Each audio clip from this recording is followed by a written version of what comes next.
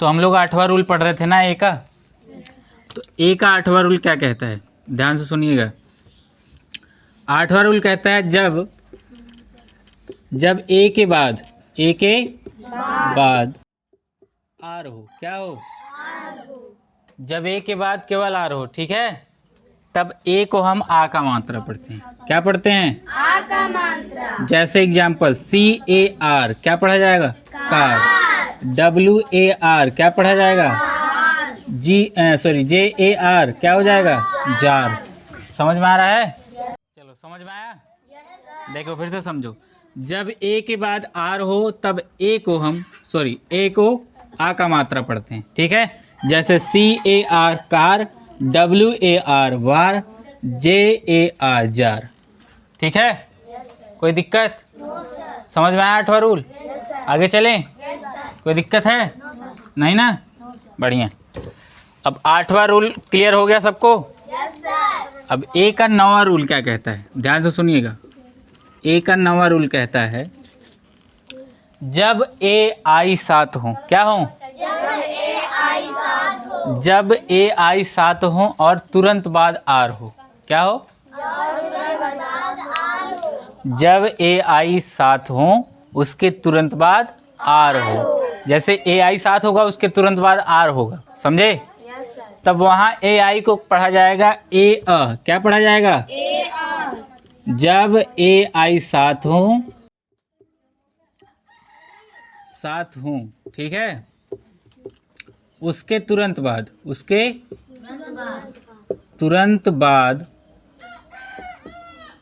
क्या हो? आर हो। तो इस AI को पढ़ा जाएगा क्या पढ़ा जाएगा? कोई दिक्कत? फिर से समझो। जब AI साथ हो उसके तुरंत बाद आर हो तब इस AI को हम पढ़ा जाएगा, क्या पढ़ेंगे? क्या पढ़ेंगे? जैसे एग्जाम्पल CHAIR क्या पढ़ा जाएगा इसको? चेयर। FAIR क्या पढ़ा जाएगा? फेयर, ठीक है ना? कोई दिक्कत है किसी को? हाँ, अच्छा एग्जाम्पल एक और LAIR क्या पढ़ा जाएगा? लेयर पढ़ा जाएगा। क्या पढ़ा जाएगा? किसी को कोई डाउट यहाँ तक? काजी आदित्य, कोई दिक्कत है? नहीं ना? ठीक, बढ़िया। 9वां रूल क्लियर हुआ सबको? अब देखो लास्ट रूल क्या कहता है। ए का लास्ट रूल मतलब 10वां रूल, ठीक है।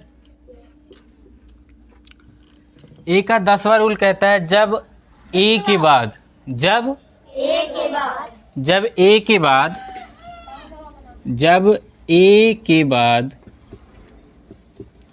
RE हो, क्या हो? समझ में आ रहा है कि नहीं? जब ए के बाद RE हो तो ए को ही पढ़ते हैं। क्या पढ़ते हैं? समझ में आ रहा है? पिछला भी पढ़ते हैं और ये भी पढ़ते हैं। समझ में आ रहा है कि नहीं? जब AI साथ हो और उसके तुरंत बाद आर हो तब भी पढ़ते हैं, और जब ए के बाद RE हो तब भी पढ़ते हैं ए को। समझ में आया? कोई दिक्कत? हाँ, जैसे एग्जाम्पल क्या होता है? जैसे SHARE क्या पढ़ा जाएगा इसको? शेयर पढ़ा जाएगा। CARE क्या पढ़ा जाएगा? समझ में आ रहा है ना? कोई दिक्कत है? DARE क्या पढ़ा जाएगा? डेयर। कोई दिक्कत? सबको क्लियर हुआ? और आज के लिए इतना ही। Thank you so much.